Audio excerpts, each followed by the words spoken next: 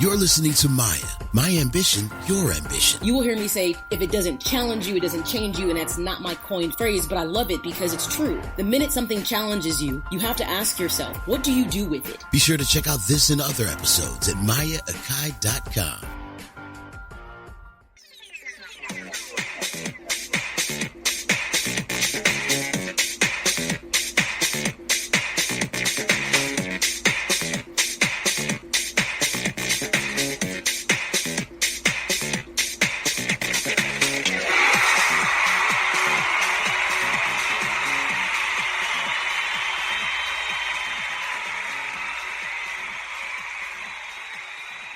Namaste, everyone. Welcome to another episode of M.A.Y.A. My ambition, your ambition. If you're a first-time listener, then welcome aboard. A little, advice, buckle up for safety, but it's never dangerous. And of course, if you're a returning listener, welcome back to the podcast that I like to describe as conversations that look to embrace salient topics from a fresh and forward-thinking perspective. I like to see myself that way, and I tend to feel that I'm spot on. And that's really, truly being objective about that perspective. I swear. But as always, the focus of the podcast is to pull back that veil of self-doubt and sabotage that plagues every single one of us in our lives at some point of time. But more importantly, it's to help you to identify the ambitions that you have in your life. And remember, ambitions, and this goes back to episode 1, are goals, dreams, objectives. Ambition is a big word. So first of all, one of the things you should be working on throughout any of my episodes is identifying, what is my ambition? What am I trying to achieve in my life? Why do I think this is missing? And why is this something I want to do? So that ambition piece is always going to be so key. But then you got to move past, once you identify what your ambitions are, is to figure out how to harness the motivation to help you to yield that satisfaction and success that we all seek in our daily lives. Let me tell you something. It's about the little things. One of my favorite songs by Bush is called Little Things. It's the little things that kill. It's interesting. For a lot of people who happen to be alternative rock people, you'll know it. If not, you're like, who in God's name is Bush? But either way, the point is that sometimes we get so fixated on the big successes in our lives, we fail to understand it's the little things, it's the little successes that add up to help to pave the way to get to the big successes. And that's part of what M.A.Y.A. seeks to do, is help you to figure out, to get fulfillment from your everyday life so that you're not waiting for that big thing to happen to really find satisfaction and fulfillment. So with that being said, just in case you need to catch up on previous episodes, this is episode 6, so there's 5 previous that are truly worthy of listening to. I swear I'm not giving you shameless self-promotion. They're worth listening to. But just in case you got to catch up or just refresh, remember you can always find previous episodes of M.A.Y.A.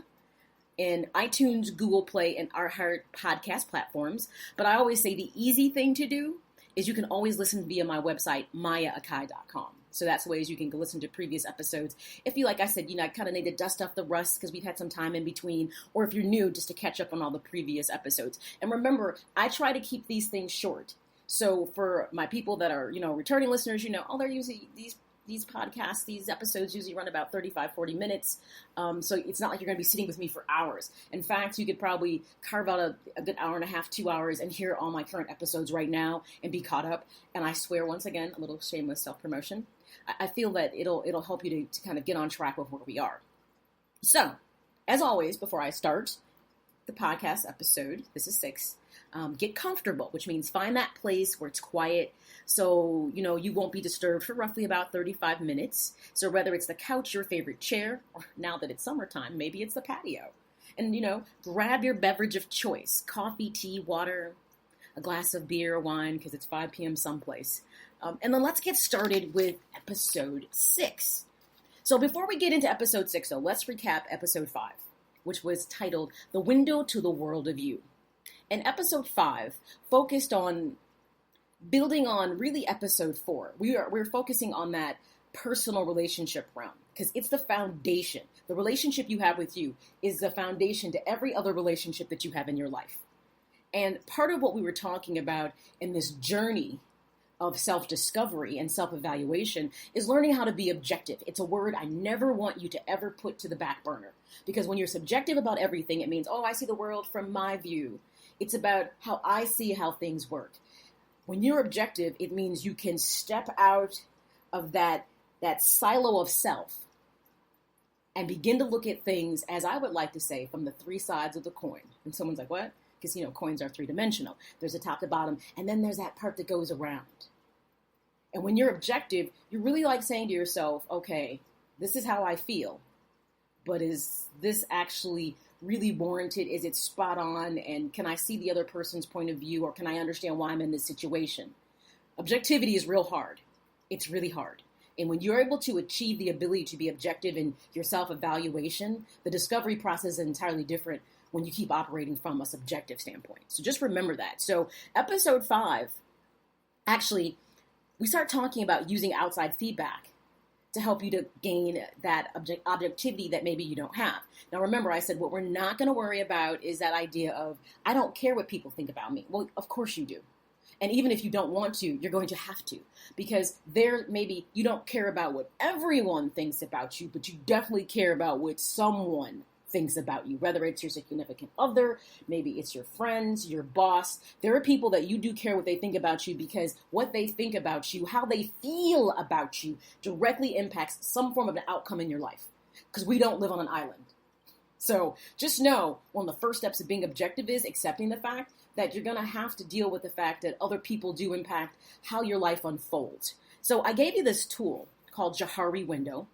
And so in a nutshell, Johari Window looks to help you to gain insight into how congruent you are with how you think, feel, and behave versus how others perceive, interpret, or evaluate you. I know, people are like, they really did want to jump into it. And I'll say this.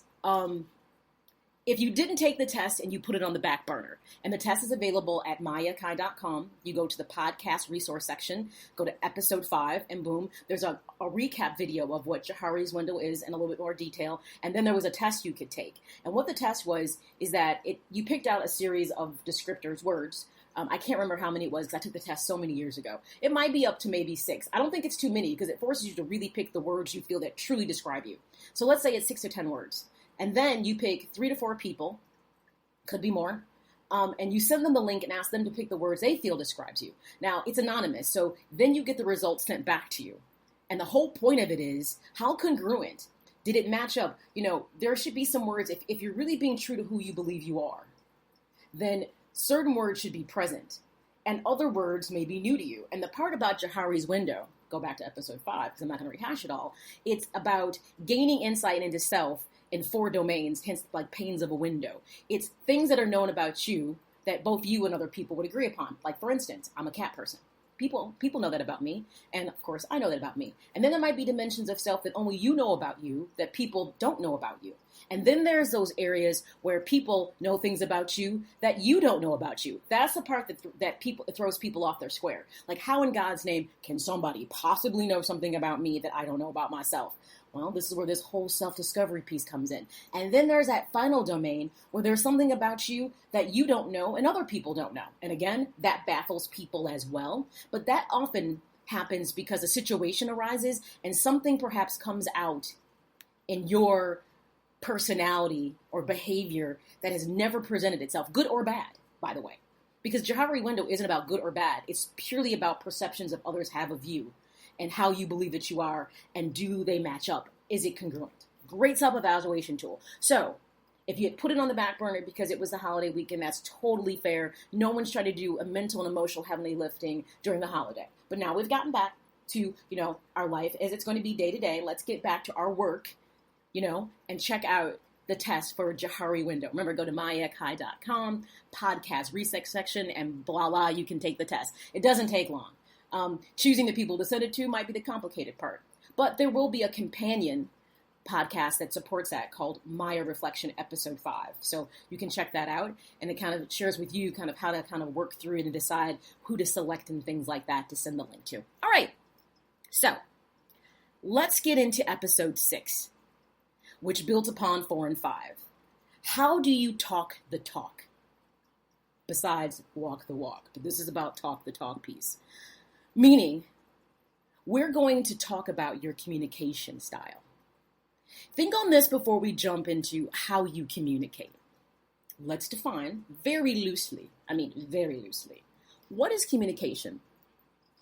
basically put, it's an exchange between one or more individuals, so like you and I, and it can be considered, an exchange. So that exchange could be verbal or nonverbal. Trust me, you can tell by people's body language clearly if they're happy, sad, angry. You decide the emotion, and they don't have to say a word. You can look at someone's, facial expression and tell if they don't agree with you. The classic, they roll their eyes. Right there tells you they're not in agreement with what you just said or what they just heard. So there are lots of different ways that we communicate that often people lose sight of. So exchanges, communication could be anything from touch. It can be eye contact. Like I said, it can be body language. The thing is, it's the emotional undertones or verbal direction that we give to people when we're talking to them about a situation that may involve them or it may not. It can be something that we're dealing with. So understand that communication is the basis for all human interaction. It's the piece that helps us to be able to understand and interact with each other. And interesting enough, most cultures, schools, families don't teach how to communicate properly and productively to help to build solid skills so people can go forth in the world and to really be able to express themselves in a way that yields the outcomes that they want. The reason that most people have issues with other people is because they fail to communicate properly. One thing that we all agree about, usually from a mental health psychology standpoint, is that emotion drives behavior. And what drives emotion is the thoughts and beliefs that are tied to the emotion. So you may have your mind made up about, have you ever said to yourself, I just don't like that person and I don't know why. So in your mind, you've already created the belief for whatever reason that you can't actually validate. You don't know why. It's a hunch, a feeling that you don't like a person. So hence your emotional response to them is, I don't like you. I have disdain. It could be strong or it could be weak, depending on the relationship with the person. And then how you behave towards them is driven by those two things. So you may be standoffish, you might be cold, you may be stern with them because you don't particularly care for them as a person. So emotions and thoughts are so key. So of course, they're the foundations even within proper communication. Okay, so since we've defined what communication is, let's discuss what's your style? Because there's 4 different styles that we look at that really have, unique characteristics about them that each of us tend to harness. And it's going to have verbal and nonverbal components in the delivery. So, of course, there's going to be body language, gestures, tone of voice, and how we deliver information to people. So, as I said, there's 4 types, and they're defined. And trust me, the minute I say them, you go, oh, I know those. There's passive aggressive, and assertive. Those are the 4 communication styles that exist. But before we break down the 4 basic communication styles, let's be clear about what we want to get from this episode, the purpose. 1, we want to understand these communication styles to help you to understand why you use them as well as others may use them. 2, we want to gain insight into the strengths and weaknesses associated with each of the communication styles, because there's positive negatives with each one of them. Now, note this. It's important to acknowledge that there is no best communication style, because we often actually mix communication styles depending on situations, other people's communication styles. So understand that communication is not like this isolated, singular event. So sit on that for a minute. Anything I talk about within the podcast is not driven by what's right or wrong. It's driven about what's best for you. And understanding perhaps maybe something has been a hiccup for you your entire life because of how you communicated with people. Quick story about communication. So I'm sure many people know who Iyanla Vanzant is. She's on the OWN network. She's written more books about, self-discovery, self-help, very direct Black woman. I add that in there because, stereotypes drive people what they believe that you're going to be like. You ever hear people say, and I don't care who's listening, this is just a truth, that Black women are so aggressive and angry. The angry Black woman. It's interesting. The minute you display your emotion, people often peg you as being angry. But you know what's interesting about it? The key behind that perception of you, if you've heard that about yourself, or if you're the aggressive Black man, is 1, it is built upon a stereotype that you must be angry because of racial connotations of stereotypes, but it's often about the delivery message. It's your communication style. Whereas on the flip side, You may have other cultures that are deemed to be more subdued, like Asians. My Latino contingent can also be looked at as being fiery. See, it's not angry or aggressive. It's fiery Latins. Interesting. Almost behind all of those stereotypes are communication styles. So keep that in mind as we're talking about that. But just remember, it's never really about right or wrong about this, or positive and negative. It's about understanding what's behind it, and either how it has served to benefit you, or it's detracted you, or taken you off your square, and the outcome from the situation isn't what you wanted. So that's always what we're doing, is putting something in perspective. So let's get back to what I said, that there are 4 communication styles. You may mix or use more than one depending on situation or who you're dealing with and their communication style. But understand that you tend to have a dominant style about you more often than not. And what we'll do is break down each of the communication styles and the characteristics to understand the common use and elements that make them unique, and then kind of how they play into how you use them. So, again, the 4 communication styles: passive, aggressive, passive-aggressive, and assertive. And I know at some point of time, everybody has heard someone say, oh, that's so passive-aggressive. Well, hopefully you'll walk away with greater understanding, or understanding, if you've heard it before and didn't quite know what that meant. So let's start with passive. So a passive communication style, and we'll talk about it like individual. So we'll refer and say individual or people, because we are talking about people. People that are kind of considered to be passive are individuals who use passive communication styles, and that usually means they tend to act indifferently to others. Major characteristics of this communication style is that it fails to express feeling. So what this means is people who are passive are often putting their feelings on the back burner, along with their needs and wants, and they allow others to express themselves. Now, right now, as we're talking about these things, it's okay if you can think, oh, I know someone who's like that, but every time we talk about something, I want you to be thinking about you, because it's about you. You're going to know and see it in other people, but the question is, can you step outside of that subjective box you're in and learn to be objective, which is one of our key goals of every single episode, and say, that's me. So just remember, because I know it's easy to kind of flip that switch and start thinking about other people. I need you to bring it back center and to think about you. Okay, so people that are passive tend to put their feelings, thoughts, and needs and wants on the back burner and let other people have more importance. They frequently lack that outward communication that can lead to misunderstandings.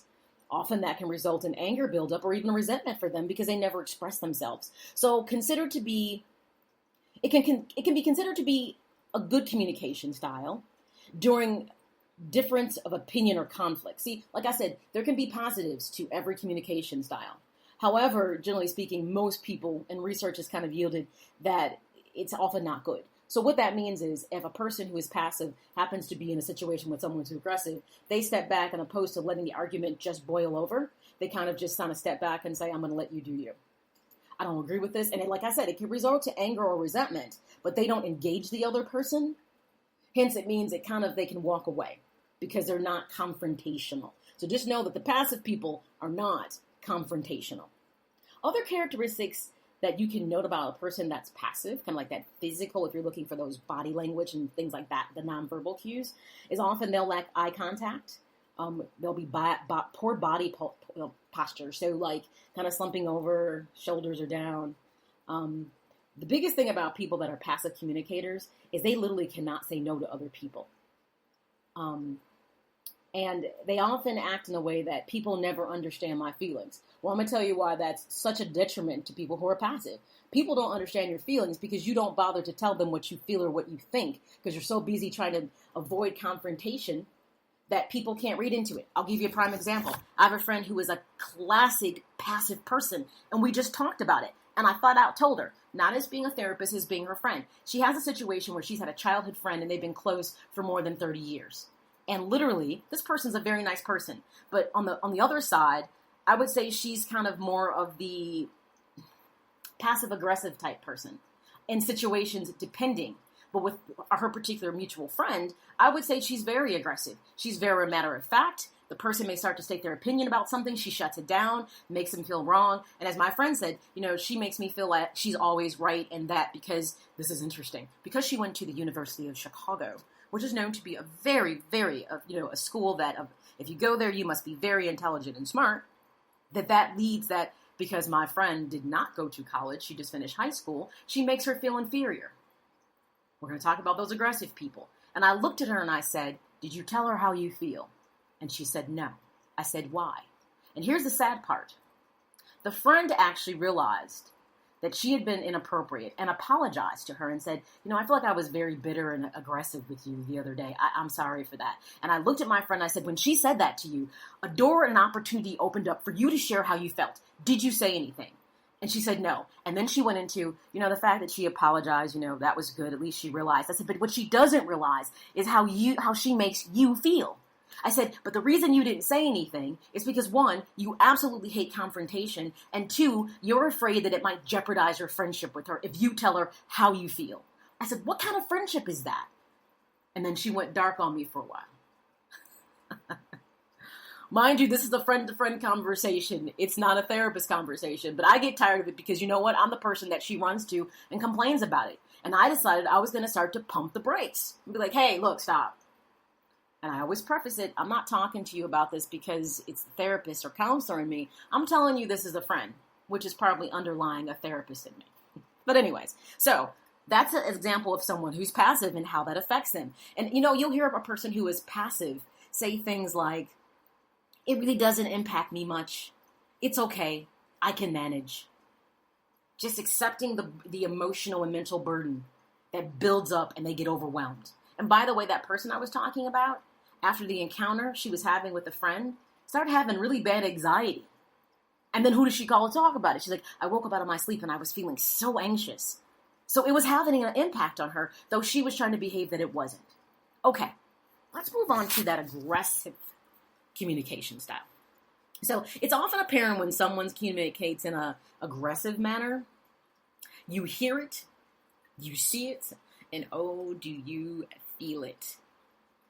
There's also multiple cues about aggressive communication that it's happening because you often can see in a person's facial expression and their body language. So aggressive communication style emphasizes things like speaking loudly, being demanding, and you can hear it in the tone of their voice, being very intense with eye contact, and dominating or attempting to control the conversation, and often blaming or intimidating, criticizing, being threatening, or attacking a person verbally are some of the traits you see with aggressive people.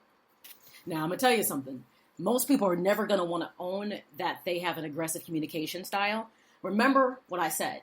You're dominant in one, but it doesn't mean that occasionally you may not display another, depending on situation the person you're interacting with. Because remember I say people really impact the way we respond. Though we think and feel, it's driven by interaction with people.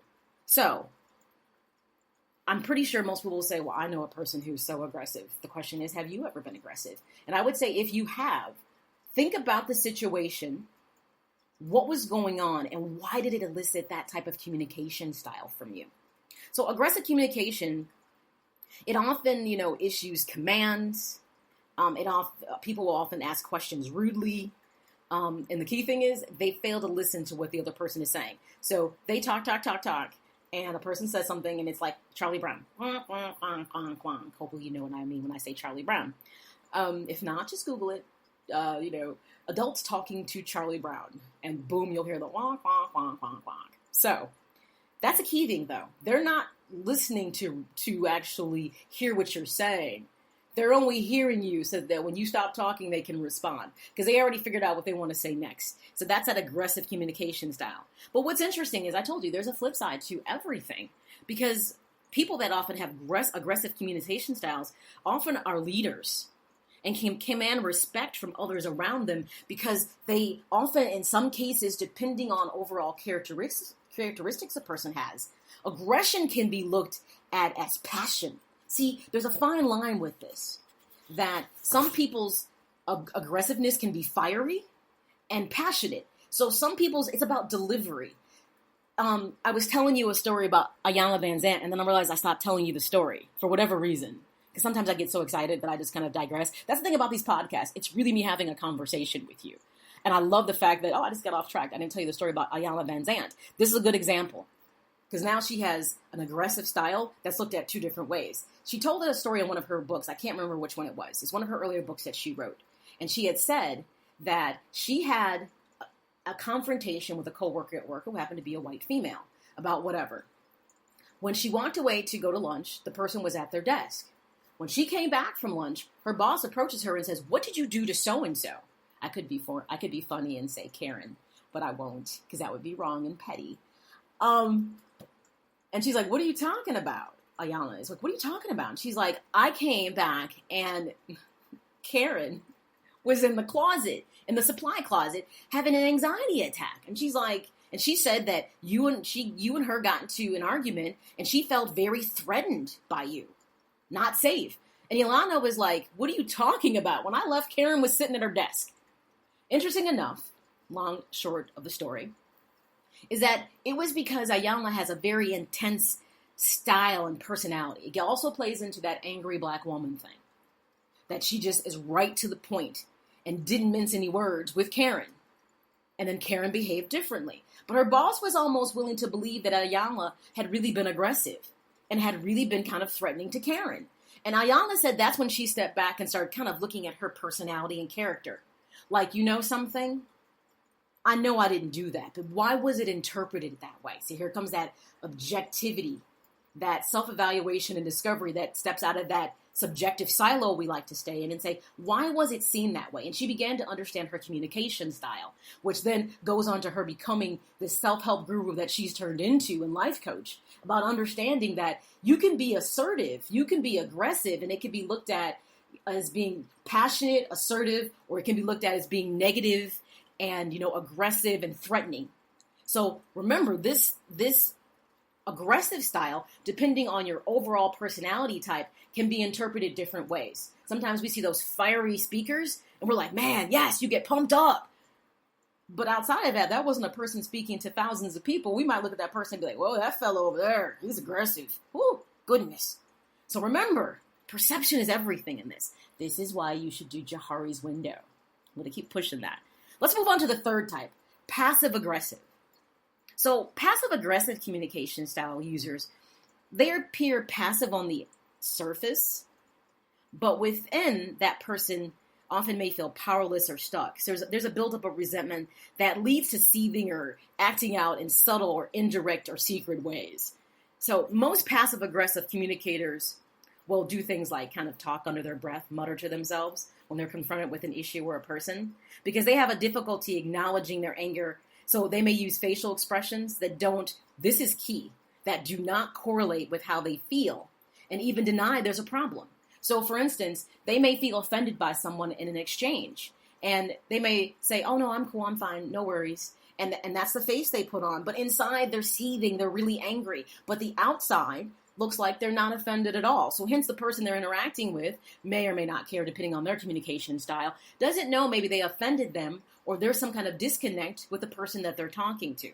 So passive-aggressive communicators, when it comes to body language, because they lack open communication with others, they usually will do things like give you the silent treatment, or here's the thing about the danger of passive-aggressive people, they'll spread rumors behind your back.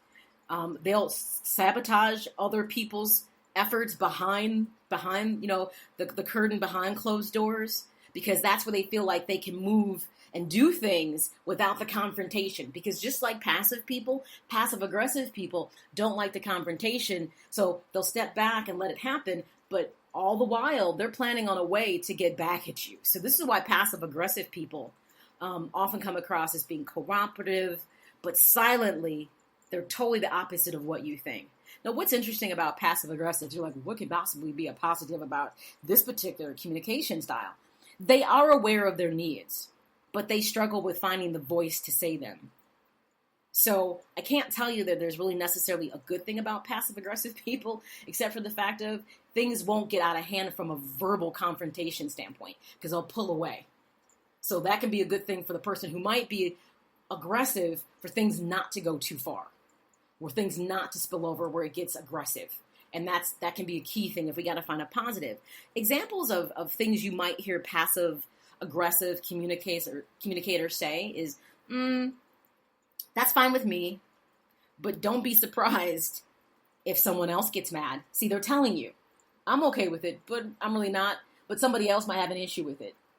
And a person who is attuned to good communication styles should hear that and say, well, if you're okay with it, why do you think that others might have an issue with it? Like, what's up? See? Red flag, red flag. They may also say something like, sure, we can do things your way. And they may be like, your way? Roll their eyes, that kind of stuff. And they might say something like, even though I think it's stupid, but hey, if that's what you want to do, that's passive aggressive.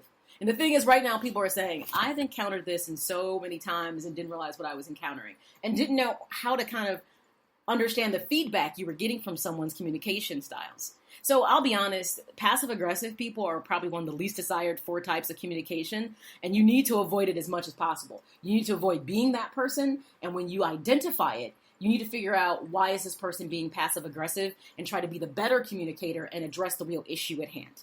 The final and 4th communication style is assertive. And it's often regarded by many to be the most effective form of communication. It's what you want to be. It should be what we should all be striving and trying to evolve to. Because it's a style that features open communication. And it's about being open without being overbearing. The 2 O's. You can be open without being overbearing. And some people struggle to figure out how to strike that balance. So assertive communication, people often understand how to express their own needs and desires and ideals and feelings. But here's what's key.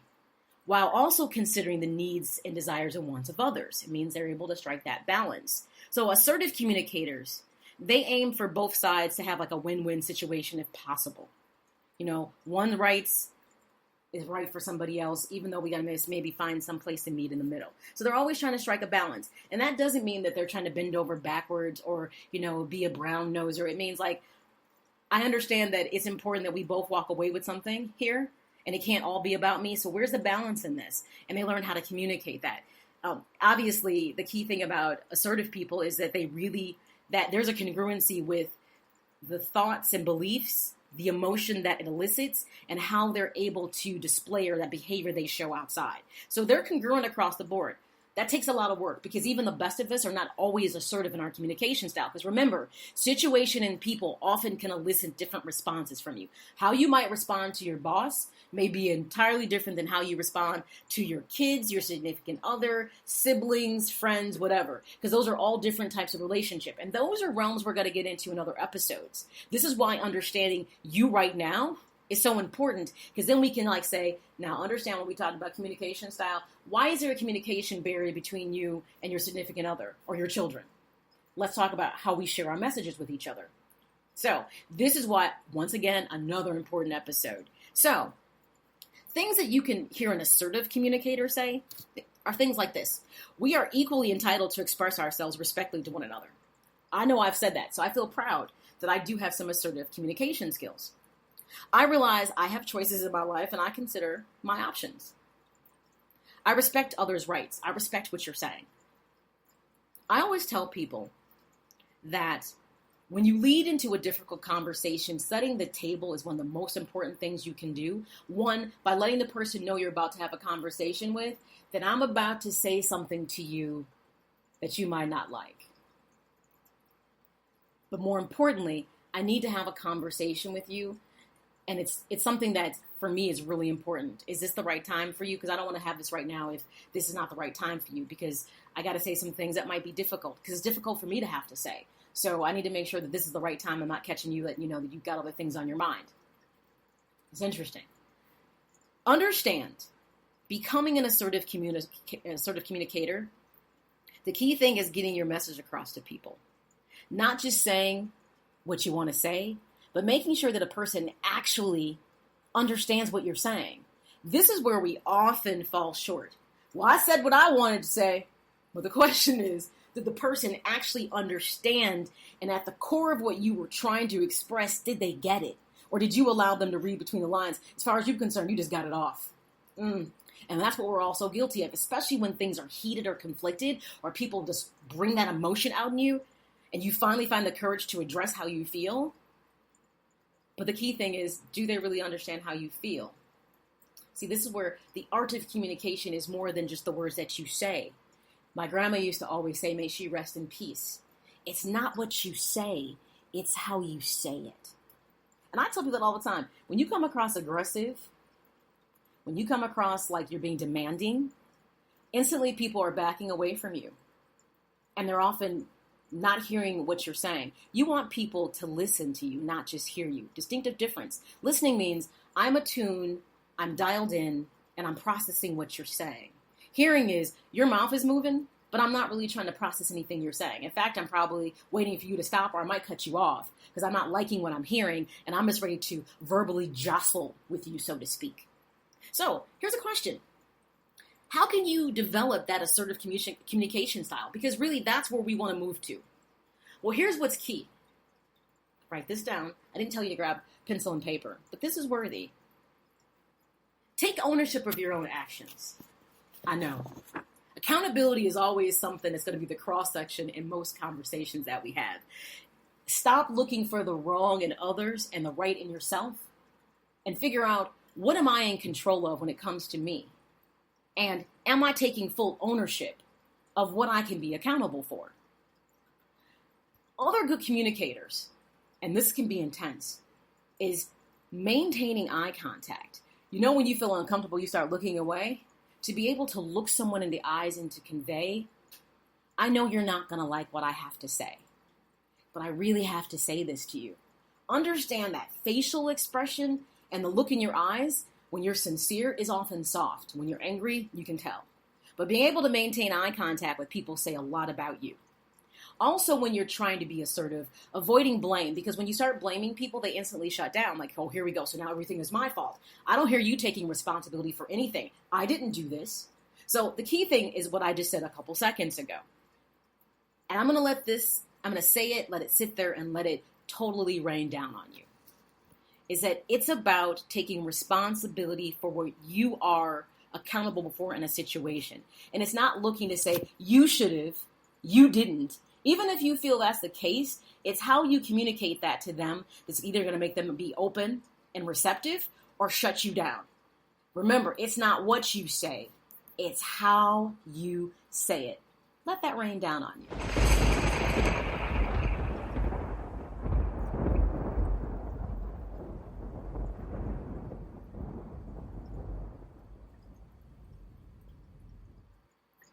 All right, let's get back in session. So, when you learn how to take responsibility for your emotions and feelings and communicate them properly, it does mean that, generally speaking, you won't be blaming people and you'll feel confident enough to look people in the eyes. So you see how the first one was so important? More importantly, and this is something that's interesting, learning to say no when it's appropriate. It's a real skill to develop it. Seriously. A lot of people struggle with saying no because they feel guilty. Well, now that's when you got to step back and say, why do I feel guilty about saying no? If it's not good for me, if it serves no purpose, this gets back into learning the difference between being selfish and being selfless. And understanding when it's important to be selfish or selfless. Even if someone doesn't like it, everything you do in life, people aren't going to like it. So just like people have no problem telling you no at times, don't have a problem with telling other people no.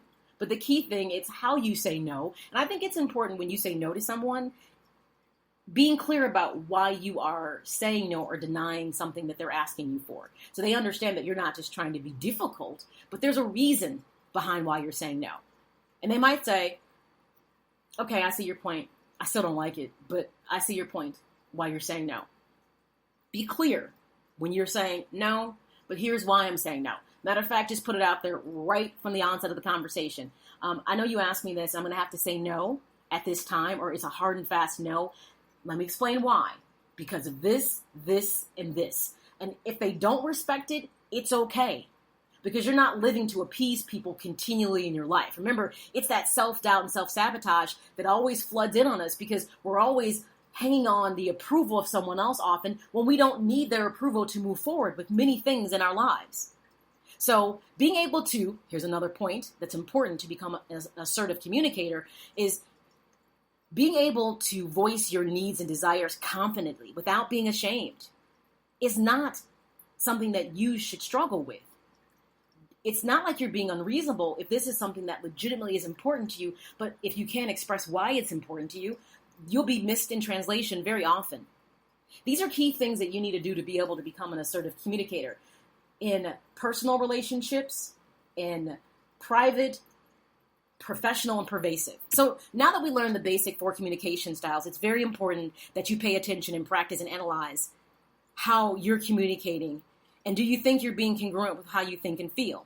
Because that's the first thing that's going to help you figure out your communication style is, well, I think this way, and I feel this way because I think this way, and this is how I tend to behave. So now you can start to assess that, be as objective as you possibly can. So you should always have a goal when you set out to speak your mind. Be able to communicate your message to others. Make sure that you know exactly who you're communicating to and that the situation is right. 2, can you communicate that message to the intended person? But here's what's interesting. Are they going to understand it? But more importantly, did they listen or hear you? So did you just voice your opinion and walked away, but you don't know if they really understood you? That's important that, you got to have objectives in your communication. Say, when I say this to this person, I need to make sure this gets done. You need to be able to communicate your intended message and do it objectively. So did what I say and how I said it, did I deliver that message that I was seeking to get to them? Are you able to achieve your objective without damaging the relationship? That's the other part that's hard about this for a lot of people. So did you speak to what you were thinking or feeling truly and honestly? Or did you sugarcoat it because you were afraid that a person wouldn't be receptive to what you had to say? And then another objective, obviously, in good communication is, were you able to maintain the relationship? Did you achieve the objective with others through the whole process? So these things are all interlinked. You can see one builds to the other, to the other, to the other. And there's reasons and rewards to wanting to attain the ability to learn and utilize effective communication skills. So always remember, we have goals with this. Because 1, when you become an effective communicator, meaning you want to be assertive, it will help you to strengthen your relationship with others because you're coming from a point of being succinct in how you think and you feel, and you're congruent. And they could be like, Maya says what she says is what she does. That's key.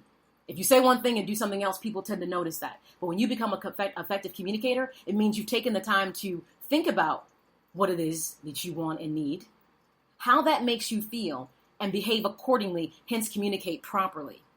It will also help you to improve your ability to work well with others within relationships, whether it's those personal relationships and private relationships, professional, pervasive. You will improve in all facets of your life because you're able to communicate with people on a level that creates understanding, not just for you, but for them. And it will also make you better at making decisions and solving problems. It won't become such a cumbersome task when you do these things. So having effective communication skills will help you to present information, even if it's negative or difficult, without creating conflict or destroying trust. That's the key thing. Because you'll learn how to be assertive and to deliver the message. Even when you get a person who might be aggressive or passive, you'll know they understood you. Here's the thing. What people do with what you share is out of your control. Accountability is about you with communication style. So the takeaways for this episode, when it's all said and done, you should be properly communicating. So, aka expressing yourself to others. Because remember, it's the glue that's going to hold everything else together. When what you say and what you do are congruent, it leaves very little room for people to misunderstand you or perceive you wrong. So, remember I started building this conversation with episode 4. That's where we began the journey. So I would say go back to 4 and listen to 4 and 5. And 6 will have a lot more meaning because I gave you other tools to use to be successful. So I would strongly encourage you. You don't have to go back to 1, though I would say go back to 1. Remember, you can always find all of my episodes in the iTunes, Google podcast, as well as our iHeartRadio podcast platforms.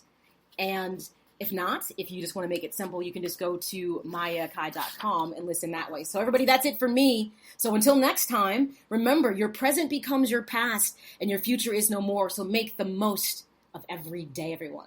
Until next time, take care.